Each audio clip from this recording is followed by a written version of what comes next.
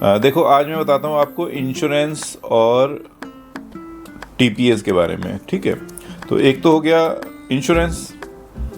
Insurance के क्या क्या प्रोडक्ट्स हो गए भाई। एक कंपनी है इंश्योरेंस कंपनी, जैसे बजाज एलियंस है, एचडीएफसी लाइफ इंश्योरेंस है, आईसीआईसी लोम्बार्ड है। उनके प्रोडक्ट्स क्या क्या हो गए। एक टर्म इंश्योरेंस होगा, एक कार इंश्योरेंस होगा, मेडिक्लेम भी होगा, यूलिप्स भी होंगे, और भी बहुत सारे प्रोडक्ट्स होंगे। तो हमारा जो काम है वो है मेडिक्लेम। मेडिक्लेम एक प्रोडक्ट होता है। उसकी खास बात क्या होती है, मेडिक्लेम कहता है कि भाई आप इतने पैसे दे दो हमें 1 साल तक के लिए, है ना। इस 1 साल में अगर आपको कभी भी हॉस्पिटल में जाके एडमिट होने की ज़रूरत पड़ती है तो भाई वो जो हॉस्पिटल का जो खर्चा है वो हम देंगे। ठीक है, ये तो हो गया मेडिक्लेम पॉलिसी।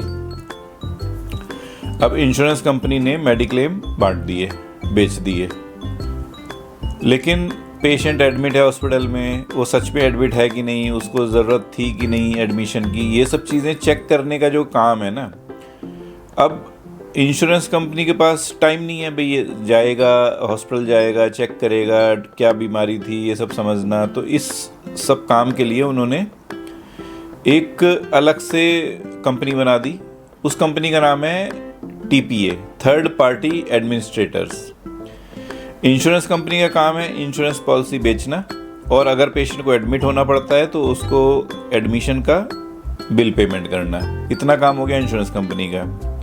टीपीए का क्या काम है। टीपीए का ये काम है कि भाई पेशेंट अगर एडमिट है तो वो हॉस्पिटल से पूछेगा भाई क्यों एडमिट किया, उसके बिल मंगाएगा, बिल देखेगा, चेक करेगा, एक बंदा भी भेजेगा, कभी कभी इन्वेस्टिगेटर भेजेगा, वो जाएगा हॉस्पिटल में चेक करके आएगा कि भाई सच में पेशेंट एडमिट है कि नहीं।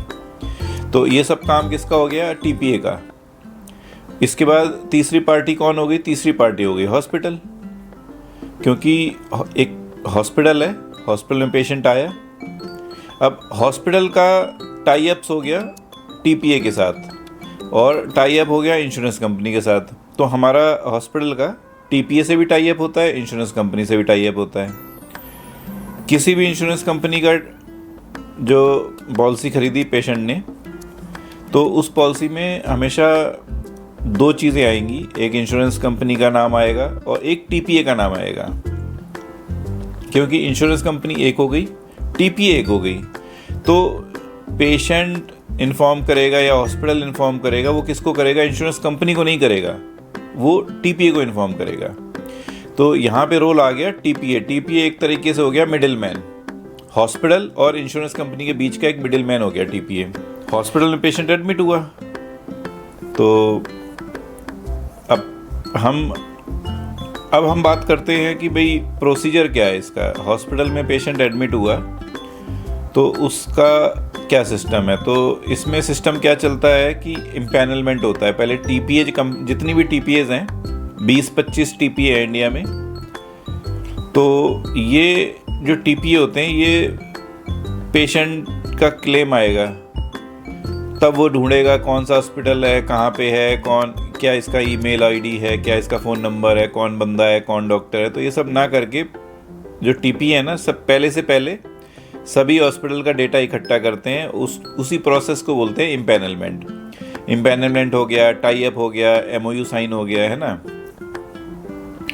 तो ये एक प्रोसेस होता है, उसी को बोलते हैं इम्पैनलमेंट। तो हमारे हॉस्पिटल में पेशेंट आया, हमारा पेशेंट ने कार्ड दिखाया, कार्ड में हमने देख लिया कि भाई इंश्योरेंस कंपनी ये है, टीपीए कंपनी ये है। अब पेशेंट को भाई एडमिशन की ज़रूरत थी, हमने पेशेंट को एडमिट कर लिया। अब पेशेंट को एडमिट कर लिया तो हमें क्या करना है, हमें करना है कैशलेस ट्रीटमेंट। कैशलेस ट्रीटमेंट का मतलब क्या होता है कि पेशेंट ने पॉलिसी खरीदी हुई है, तो पेशेंट को तो ये फैसिलिटी मिलेगी कि भाई जब भी आप बीमार हो, जब भी आपको इलाज की ज़रूरत है, आप जाओ हॉस्पिटल में एडमिट हो जाओ, आपको कोई पैसा नहीं देना। इसी चीज़ के लिए पेशेंट ने पैसा पे किया है। अब हॉस्पिटल में पेशेंट आया, हमारे पास पेशेंट आया, हमने पेशेंट देखा, तो हम उसे एडमिट कर लेंगे। एडमिट करके हम जो भी टीपीए है उसको हम इन्फॉर्म करेंगे, भाई ऐसे ऐसे करके एक पेशेंट आया है, उसको ये बीमारी है, ये परेशानी है, इसको हमने एडमिट किया है, इसका 3 दिन होगा ट्रीटमेंट या 4 दिन होगा, इतना ट्रीटमेंट होगा, ये ऑपरेशन होगा, इतना इसका दवाइयाँ लगेंगी, इतना बेड चार्ज लगेगा, इतना इसका खर्चा आएगा। ऐसे करके हम सारी डिटेल भर के भेजेंगे इंश्योरेंस कंपनी को। तो इसको क्या बोलते हैं? इसको हम बोलते हैं प्री ऑथराइजेशन फॉर्म। ठीक है, हर कंपनी, कोई भी टीपी हो, हर कंपनी का एक फॉर्म होगा, कोई ना कोई प्री ऑथराइजेशन फॉर्म, मतलब एडमिशन से पहले या एडमिशन के समय प्री ऑथराइजेशन फॉर्म हम भर के इंश्योरेंस कंपनी को भेजेंगे। सबसे पहला जो उनको मिला इंश्योरेंस कंपनी को, टीपीए को, वो मिला प्री ऑथराइजेशन फॉर्म। तो टीपीए कंपनी को प्री ऑथराइजेशन फॉर्म देखा, उसने देख के उसको लगा कि हाँ भाई पेशेंट ठीक है, तो वो एक ऑथराइजेशन भेज देंगे। जैसे हमने मांगा है 25,000 रुपये, तो जो इंश्योरेंस कंपनी, टीपीए कंपनी जो है, वो कितना भेजेगी? 25,000 हमने मांगा तो वो 50,000 भेज देगी? ऐसा तो होगा नहीं। तो हमने 25,000 मांगा है, तो जो टीपीए होगी वो ऑथराइजेशन भेजेगी 15,000 का, 20,000 का।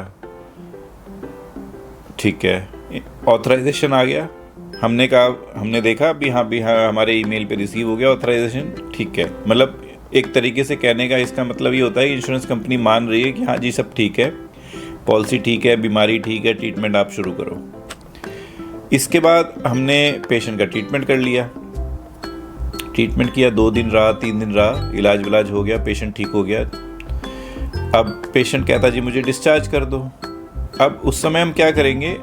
हम उस समय डिस्चार्ज इस स्टेज पे हम नहीं कर सकते, क्योंकि हमारे पास सिर्फ एक ऑथराइजेशन लेटर है, वो भी बहुत कम अमाउंट का, 10-15 हज़ार 20,000 का होगा।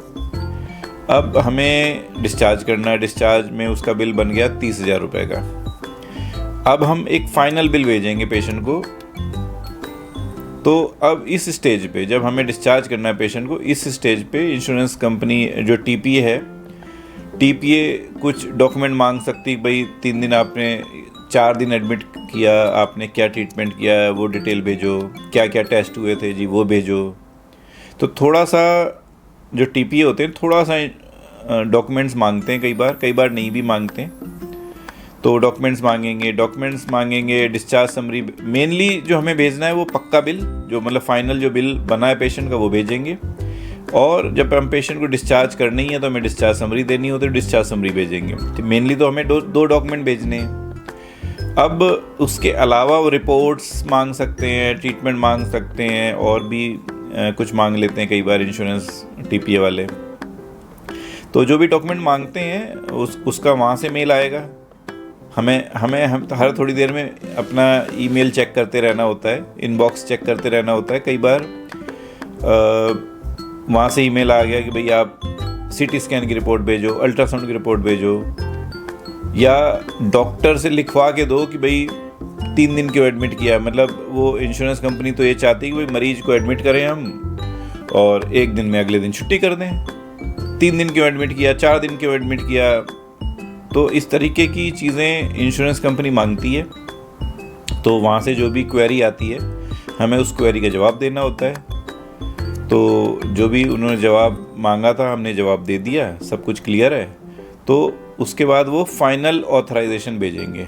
तो अब उनकी तरफ से 2 चीज़ें आई, एक था इनिशियल में ऑथराइजेशन और एक है फाइनल ऑथराइजेशन। ठीक है, फाइनल ऑथराइजेशन आ गया, मान लो 30,000 का हमारा बिल था, तो उन्होंने बोल दिया जी नहीं जी हम तो इसमें 25,000 देंगे, ये 3-4 आइटम है, ये पॉलिसी में कवर्ड नहीं थे। ठीक है, तो मान लो 30,000 में से उनका जो ऑथराइजेशन आया वो आया 25,000 रुपये। ठीक है, अब उस 25,000 में से भी कुछ चीज़ें होंगी जो पॉलिसी में कवर्ड नहीं है। कुछ सामान है, पेशेंट ने ख़रीदा, पेशेंट लिया, अब पेशेंट एडमिट है, वाटर बॉटल ले ली उसने। ठीक है, वाटर बॉटल कवर्ड नहीं है, या दूध का डब्बा ले लिया। तो ऐसी बहुत सारी चीज़ें होती हैं। कॉस्मेटिक्स का सामान हो गया कि भाई कवर्ड नहीं है पॉलिसी में, तो वो पेशेंट को अलग से पेमेंट करना होगा।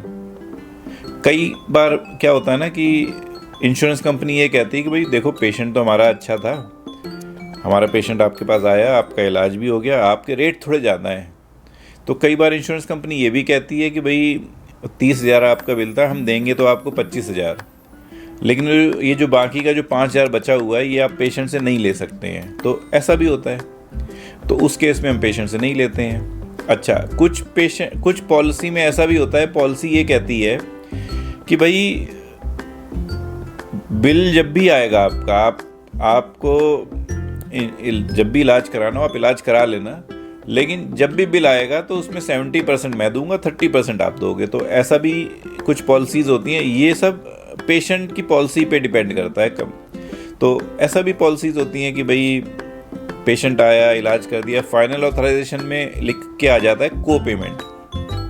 को पेमेंट का मतलब ये होता है कि भाई मान लो 30,000 का बिल है, 30,000 का 80% यानी 24,000 रुपये तो इंश्योरेंस कंपनी दे देगी, 6,000 रुपये पेशेंट देगा।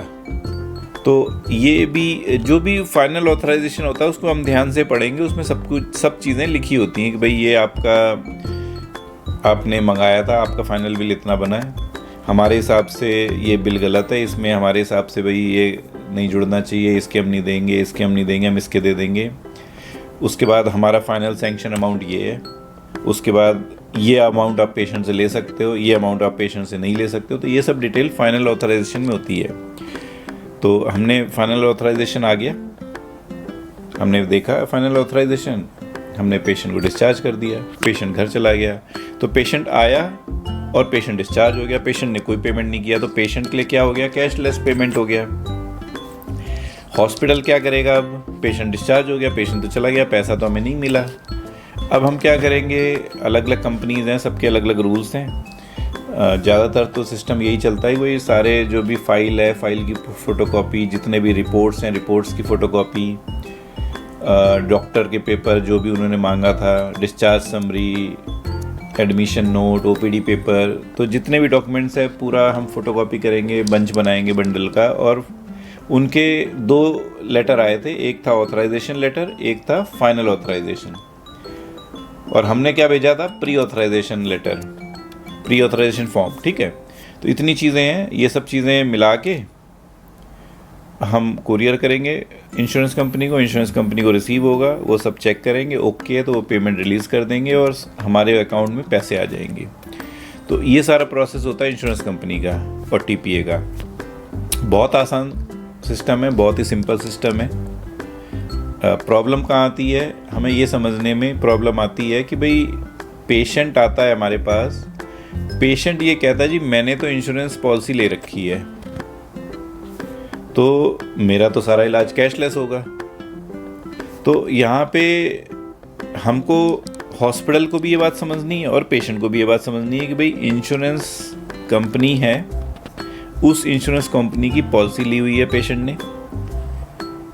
हम एक हॉस्पिटल है, हम हॉस्पिटल चला रहे हैं, हमारा अलग बिजनेस है, इंश्योरेंस कंपनी का अलग बिजनेस है। पेशेंट ने एक कंपनी से सर्विस ली, अब वो पेशेंट इलाज करने आया है, इंश्योरेंस कंपनी तो चाहेगी कि भाई मुझे पैसा ना देना पड़े। हॉस्पिटल क्या करेगा, भाई हमें तो पेमेंट चाहिए, पेशेंट देगा हमें पेमेंट या इंश्योरेंस कंपनी हमको पेमेंट देगी। तो जब भी किसी पेशेंट को एडमिट करते हैं, वो पेशेंट के सवाल होते हैं कि भाई देखो पैसा आ जाएगा कि नहीं आ जाएगा। तो हमेशा उसको समझाना है कि सर पैसा आएगा या पैसा नहीं आएगा, ये तो पॉलिसी पे डिपेंड करता है। ग्रुप पॉलिसी होती है, कॉर्पोरेट पॉलिसी होती है, तो उसमें इंश्योरेंस कंपनी के ऊपर प्रेशर होता है, भाई 1,000 वर्कर्स का एक इंश्योरेंस है, तो उसका इंश्योरेंस आराम से आता है। इंडिविजुअल है, पेशेंट अकेला है, उसने ले रखा है, तो इंश्योरेंस कंपनी वाले भी उसको ज़्यादा भाव नहीं देते हैं। तो ये इन सब बातों से फ़र्क पड़ता है। कॉर्पोरेट कोई इंश्योरेंस है तो उसका जल्दी आ जाता है, इंडिविजुअल का नहीं आता है। और आएगा नहीं आएगा हमें कोई मतलब नहीं है। पेशेंट एडमिट हुआ है, ट्रीटमेंट हो रहा है, उसका पेमेंट या तो पेशेंट करेगा या इंश्योरेंस कंपनी करेगी। तो ये चीज़ पेशेंट को क्लियर समझाना है एडमिशन के समय। इसके अलावा एक होता है प्लान्ड एडमिशन, जैसे डिलीवरी है किसी की 2 महीने बाद होने वाली है, 1 महीने बाद होने, सबको पता है भाई पेशेंट को डिलीवरी तो होने वाली है। तो डिलीवरी जो होगी 1 महीने बाद होगी, तो इसमें प्लान एडमिशन है, पहले से पहले पता है कि हाँ जी हाँ इसका तो ऑपरेशन होना ही है या डिलीवरी होनी है या सिजेरियन होनी ही है। तो उसमें हम क्या करते हैं, जब हमें पहले से ही पता है कोई चीज़ तो हम इंश्योरेंस अप्रूवल के लिए हम पहले से ही भेज देंगे। तो हम प्री ऑथराइजेशन फॉर्म जो है, प्री ऑथराइजेशन रिक्वेस्ट है, हम 10 दिन पहले 15 दिन पहले भी हम भेज सकते हैं। उसमें कॉलम होता है फॉर्म में डेट ऑफ एडमिशन, तो डेट ऑफ एडमिशन हम 15 दिन आगे का डालेंगे, और एक होता है इमरजेंसी या इलेक्टिव। तो ये इलेक्टिव या प्लान्ड इसको बोलेंगे, प्लान्ड में हम टिक मारेंगे। बाकी फॉर्म सेम होता है, भाई इतना खर्चा होगा, इतना एडमिशन होगा, पेशेंट आएगा, ये इम्प्लांट चार्जेस है, ये बेड चार्जेस, ऐसे ऐसे करके इतना बिल बनेगा, हम पहले से पहले भेज देंगे। वहाँ से अप्रूवल आ गया। तो एक ही तरीका भी होता है। इसके अलावा इमरजेंसी में पेशेंट आता है नॉर्मली, तो इमरजेंसी में ही भेज देते हैं, तो उसका भी अप्रूवल आ जाता है। तो ये सारे तरीके हैं इंश्योरेंस के पैनल के। अब एक पेशेंट का बड़ा कॉमन सवाल होता है, पेशेंट ने पॉलिसी खरीदी, अब उसको पेशेंट को ये लगता है कि भाई साहब अब तो मैंने पॉलिसी खरीद ली है, अब तो मेरा सारा इलाज फ्री है। तो बहुत सारी ऐसी चीज़ें हैं जो कवर्ड नहीं होती हैं। जैसे एक पेशेंट ने पॉलिसी खरीदी है अभी, तो 3 महीने तक वो बीमार हो गया, बुखार आ गया, खांसी हो गया, ये सब कवर्ड नहीं होता है।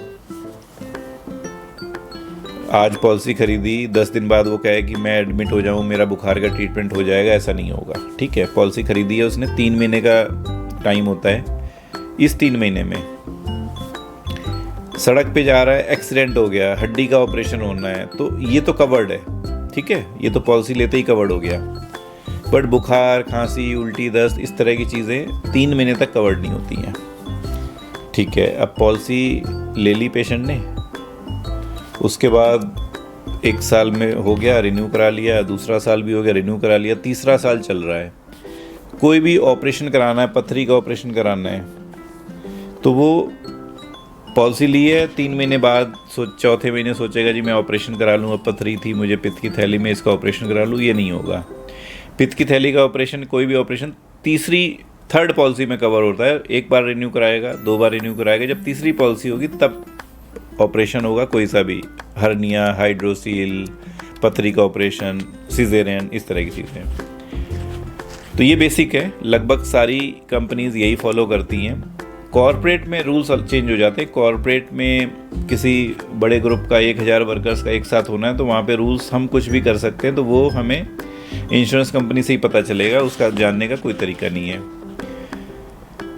दूसरा एक होता है कि पॉलिसी में किसी के 1 बच्चा है या 2 बच्चा है या 3 बच्चे हैं, तो वो सोचते हैं तीसरे बच्चे का भी डिलीवरी हो जाएगी, हमने आज तक किसी पेशेंट में क्लेम लिया ही नहीं है। तो वो चीज़ क्लियर है कि भाई हमेशा ना किसी भी पॉलिसी में 2 हस्बैंड वाइफ 2 लोग हो गए और 2 बच्चे, टोटल 4 लोग कवर्ड होते हैं। कोई पेशेंट ऐसा है कि हस्बैंड वाइफ भी हैं, उसके बाद 2 बच्चे भी हैं, 4 लोग हो गए टोटल। तीसरा बच्चा डिलीवरी होगी, सिजेरियन होगा, कुछ भी होगा, तीसरा बच्चा कभी भी कवर्ड नहीं होगा। ये एकदम क्लियर कट रूल है, सभी कंपनीज फॉलो करती हैं। तो तीसरा बच्चा कभी कवर्ड नहीं होगा, सर्जरी थर्ड पॉलिसी में कवर्ड होगी, और बुखार खांसी शुरू के 3 महीने कवर्ड नहीं होगा। ये 3 बातें ध्यान रखेंगे। अदरवाइज़ पेशेंट एडमिट होता है तो हम बता देंगे कि भाई हम भेज के देख लेते हैं, वहाँ से अप्रूवल आ जाएगा, पता चल जाएगा। तो इतना मुश्किल काम नहीं है, बहुत आसान काम है, क्योंकि इंश्योरेंस कंपनी अपना बिजनेस कर रही है, टीपीए बैठे हुए अपना बिजनेस कर रहे हैं, हॉस्पिटल अपना बिजनेस कर रहे हैं, और हम सबका जो कस्टमर है, वो कस्टमर कौन है? कस्टमर है हमारा पेशेंट। पेशेंट आता है, उनको एक तो अच्छे से समझाएंगे, किसी भी तरह का कोई कन्फ्यूज़न नहीं हो। पेशेंट को यूजुअली एक कन्फ्यूज़न होता है, उसको ऐसा लगता है मैंने पॉलिसी ख़रीद ली तो अब तो भाई साहब मेरा सब कुछ ट्रीटमेंट सब कुछ फ्री होगा। ऐसा नहीं है। पेशेंट ने पॉलिसी ज़रूर खरीदी है, लेकिन पॉलिसी खरीदते समय भी कंपनी की टर्म्स एंड कंडीशंस होती हैं, उसमें क्या क्या लिखा होता है वो कोई पढ़ता नहीं है। तो बहुत सारी बातें उसमें लिखी होती हैं कि भाई जैसे नसबंदी है, नसबंदी कवर नहीं होगी किसी भी पॉलिसी में, चाहे कितने साल हो जाएं। कोई कॉस्मेटिक सर्जरी है, जैसे डेंटल ट्रीटमेंट है, वो कवर नहीं होगा। कॉस्मेटिक सर्जरी की जी मुझे सुंदर दिखना है, अच्छा दिखना है, उसके लिए मैं कोई सर्जरी कराऊँ, लेज़र कराऊँ, ट्रीटमेंट कराऊँ, वो कभी कवर नहीं होगा। नॉर्मली कवर होता है वो चीज़ें जो इमरजेंसी हैं, ऑपरेशंस होंगे, तो ये सब चीज़ें कवर होती हैं। तो टीपीए है, इंश्योरेंस है, हॉस्पिटल है और एक पेशेंट है। हम 4 पार्टी हैं, चारों पार्टी के अलग अलग रोल्स हैं, अलग अलग रिस्पॉन्सिबिलिटीज़ हैं। तो इनको समझना चाहिए और कहीं भी किसी भी तरीके से बातचीत में कम्युनिकेशन गैप नहीं होना चाहिए और कोई कन्फ्यूज़न नहीं होना चाहिए, क्योंकि अल्टीमेटली ये सभी लोग अपना अपना फ़ायदा देखते हैं और अपने अपने बिजनेस करने के लिए ही सब लोग काम करते हैं।